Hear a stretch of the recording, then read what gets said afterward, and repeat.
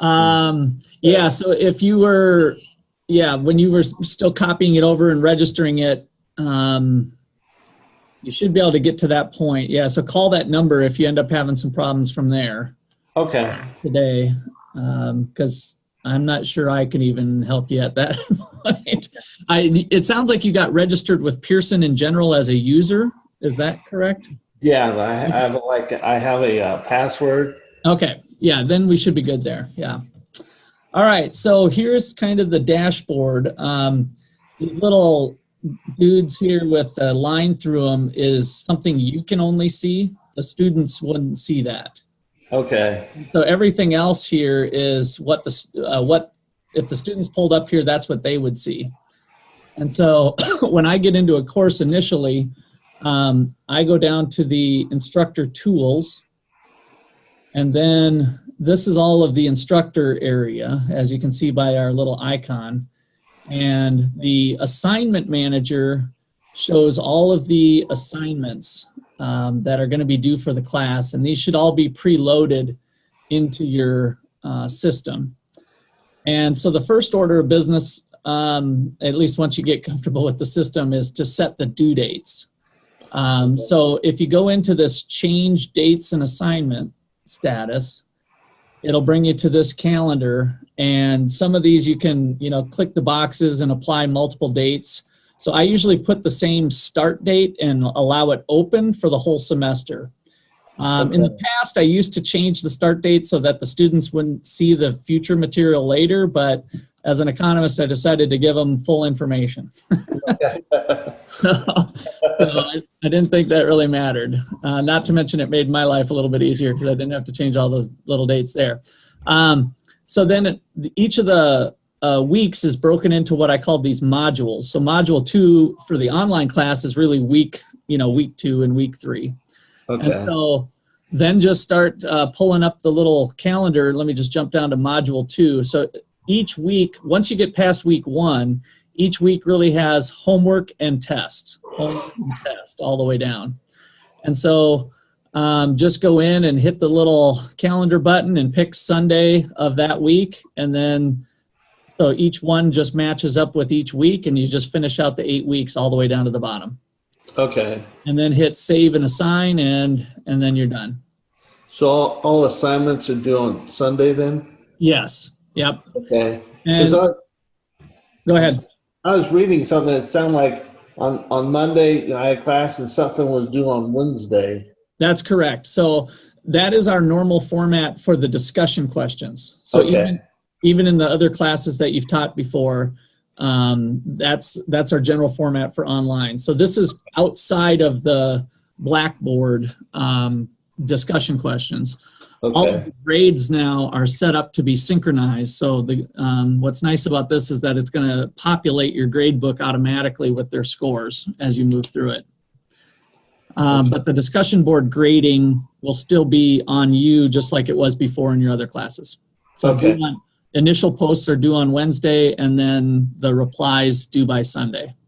And I was talking to Ms. Cook yesterday. She suggested maybe not having a discussion for this class since it's on ground. Oh, this is on ground? Yes. Oh, okay. So I forgot that detail. Okay. It's on ground, but I do have a couple people remoting in like we're doing right now. Yes. Okay. All right. So here's how it works with the ground sections. There's 160 points that normally make up the discussion questions. Okay. And so for my ground classes, I allow the instructors to come up with 160 points as they see fit. And I tend to agree with, you talking about Denise then? Is that who you talked to on discussion? Andrea? Oh, Andrea, yes, of course. For some reason, Denise Cook, that's why I was a little confused because I don't know why you'd be talking to Denise Cook, but yeah, Andrea. Yes, I'd agree with Andrea that I wouldn't use the discussion questions because that's kind of part of the face-to-face or whatever. Sure. You could do some in-class activities. You could do in-class quizzes or tests. So for my face-to-face students at the university, I give them a midterm test and a final exam, and which are all short answer in nature, where they use good old-fashioned pen and paper. Now you have that other person zooming in, so I'm really giving you complete freedom to do whatever types of assessments you want to do. And then I also had them do, well, in the past, like a Wall Street Journal article review, or I did the fair tax review. I mean, just kind of a short paper, basically, of some sort. So Okay. you can come up, you've got basically 160 points that will effectively replace the discussion board points. Okay, so I could do one of these midterm final exam, Yeah. article or something to take that place. Okay. Yeah, and I would recommend, remember that they're already doing tests Every day, throughout every week. yeah, they're doing it every week on here already. So I would lean towards a short answer type of question, or an essay question, or a reflective paper, or whatever. Okay. But I really just leave that to your discretion, and you can use your judgment on what you think would be good. Sometimes it depends, maybe even on the students in your class. Maybe if they're all gainfully employed with work, maybe there's something related to work or current events that you could do. So. Okay. Okay. Sure. Let me see. So the Gradebook, I'm showing you, by the way, my online class. So there's actual data in here. So this is the way the students show up, each one, and you can then look at their assignments or their tests to see how they're doing on their tests.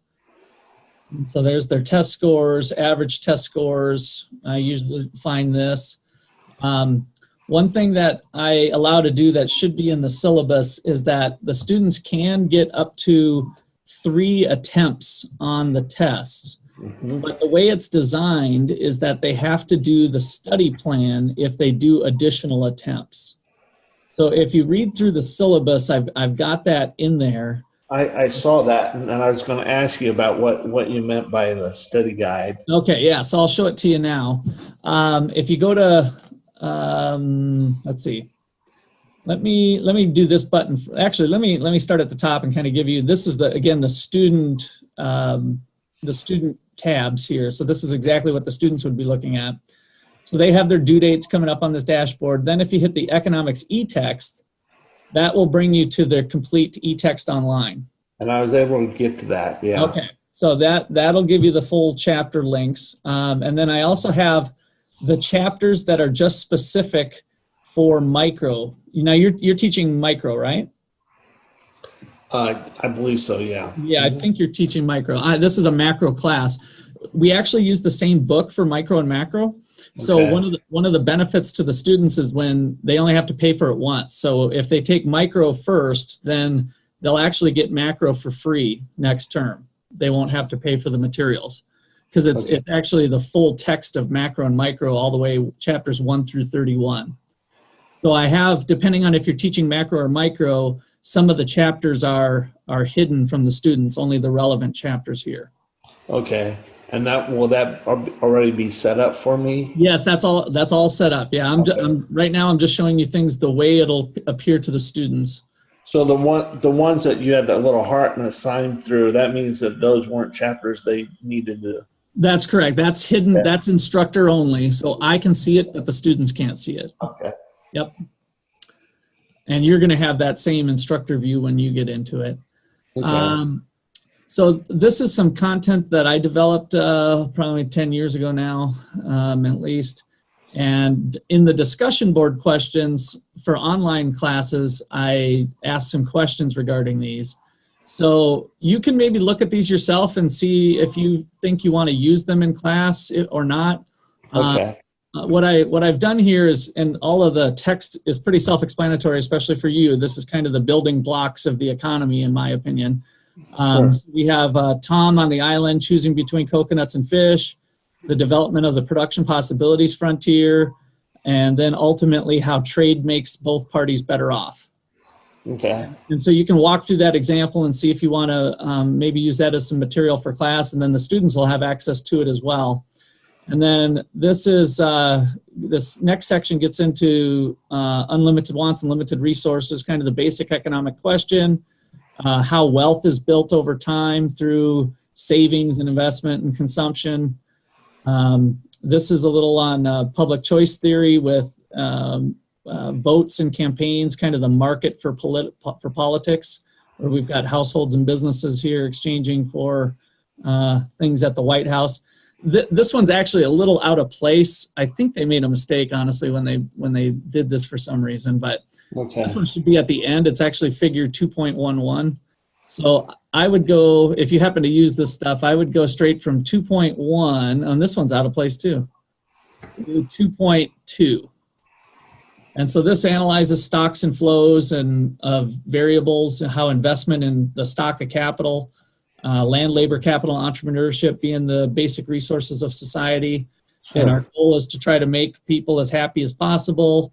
The production process is a physical combination of those resources, turning them then into the final outputs that we desire, answering the three questions of for what, for whom, and how much. And then the setup of the big economy. I like to say how the two people on the island scaled up.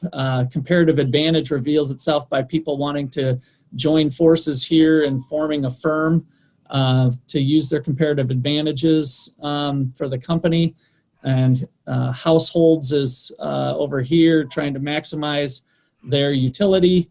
And so this visual helps show that people over on this side are actually on this side, and this is who we care about. About half of the American population is in the workforce. So that's this color coding between the blues and the reds. Sure. So it kind of gives, able to take that discussion in a number of different directions to kind of explain that. You got the basic flows of the economies being the exchange, the real economy being land, labor, capital, entrepreneurship being exchanged for goods and services. And then the money part of the economy that we have the payments of wages, rents, interest, and profits. And then those people go back to the firms to buy that stuff. So sure. Illustrating the goods market and the factor market. Enter the government, weapons of mass destruction and hiring, taking a few resources out of the resource base, collecting some taxes at the cash register, collecting some income taxes.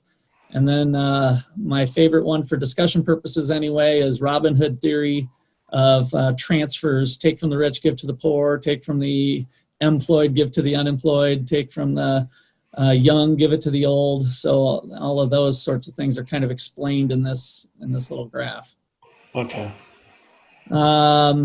Enter the rest of the world. We add on exports and imports, and then we get to kind of, this is more reserved for macro class, but the C plus I plus G plus X. Add the financial sector, where we've got capital markets, funding, firm borrowing. So this kind of brings in macro topics in case you end up teaching that down the road too. So it's really a combination of macro and micro with the full set. Okay. And then exchange markets. This again is macro, where we cover the foreign exchange chapter. And that's it.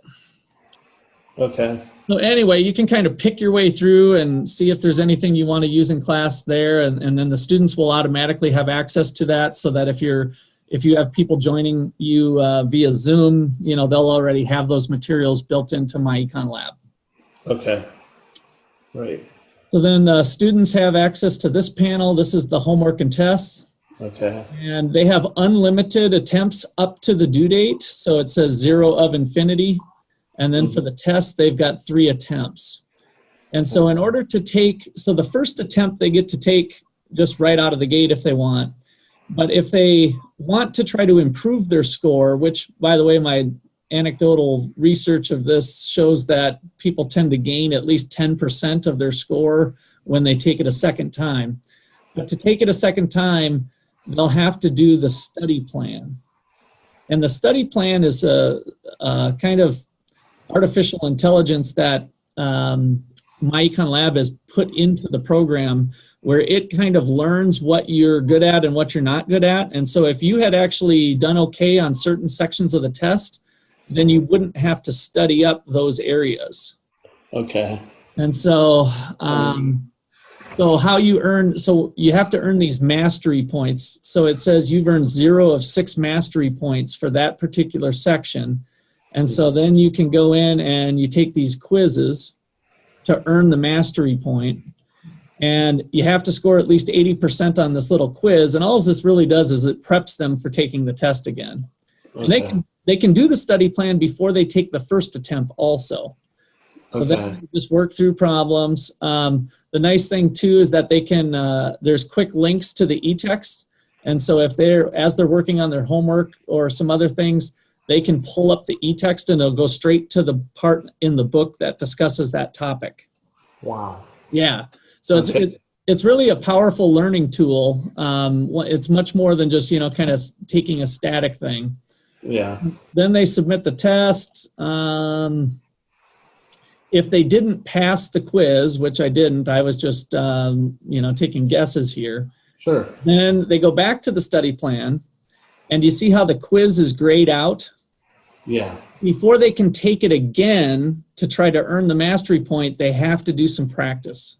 Okay. And then they have to do at least one practice problem prior to being able to try the quiz again. Okay. So this should be written up in the syllabus, by the way, but sometimes it's helpful to kind of get a quick snap flyby of it. Sure. So now they can go and for real GDP, what was real GDP again? Now here's where the e-text page is. They have Ask This, and also they have Ask My Instructor. So if they don't get this problem, they can click this button, and there's going to be an email interface that's going to go straight to me. And then when it emails to me, I'll have a direct link back to the exact problem they were asking questions on. Okay. And so it makes helping them out a lot easier too. So that's a good thing to point out to the class for those problems. And it makes it real easy for you to see what they were struggling with instead of writing some huge email that difficult to put everything into. So then once you've done a practice problem, they get to check their answer. These are all kind of gimme points, so they can actually hunt and peck even, I think, and find their answer. Well, I guess it blew me after 2, but so that's the concept of the study plan. And so on the main menu here, below the homework and tests, you see how it says study plan here? Yeah. So they can use the study plan anytime they want, and they can start working through the chapters. And so all of the chapters and the content that's there, and it'll show their progress on earning these mastery points. Okay. All right. Well, will I have access to that information, the questions and so forth? yes. Okay. Yep, you've got full access to everything. So, yep, I think this is good for now, unless you're having any other questions. I just wanted to give you, I think it'll help your learning curve, the 15, 20 minutes. I don't know how long we've spent now, but hopefully I just saved you about 2 to 3 hours worth of time hunting and pecking through things to get familiar with it. So Exactly. So, and all that, the only thing I need to submit in the course grades, but the only thing I really need to be grading is the 160 points. Everything else is being graded by the system, right? that's correct. Yep, you got it. Okay. So I will call this Pearson Education and find out about why I can't get my my course home. Yeah, and so just when you linked to the MyEconLab, did you link through it through your Blackboard page? I think I did, yeah. Okay, you probably did, given the way you just explained it to me with the Williams thing. So you do have to link through it through there when you establish it, so that course will be automatic then for the students. Oh, another thing I wanted to mention was that don't let the students tell you that they're waiting for their money or something to get registered. In fact, even before your first class meeting, you should have them register. There's a 2-week free trial. So no excuses for not getting registered. Okay. And they buy it right on the spot when they go into Blackboard, just similar to what you did, and you clink it, it'll come to a pay area. Yeah, I was fooling with it last night, and it was trying to get me to buy something. So yeah. Oh, well, yeah, maybe. So if I guess there'd be an outside chance that for some reason you're not set up in the Blackboard system correctly for whatever reason. And if that's the case, then maybe our Blackboard people would have to make sure that that link is correct. Okay. But well, I would. I did get to the text, and I saw. I mean. Yeah, if you got to the text, that seems a little unusual. So I would start with the MyEconLab first. Okay. They're going to tell you if it's something Blackboard related, and then you'll have to go through the OU help ticket. But. Okay. Okay. Okay, super. I really appreciate it. Yep, you bet. Just let me know if you got some other questions come up down the road. I'm sure I will have those. All right. So, All right. okay, thank you very much. You bet. Bye. Bye-bye.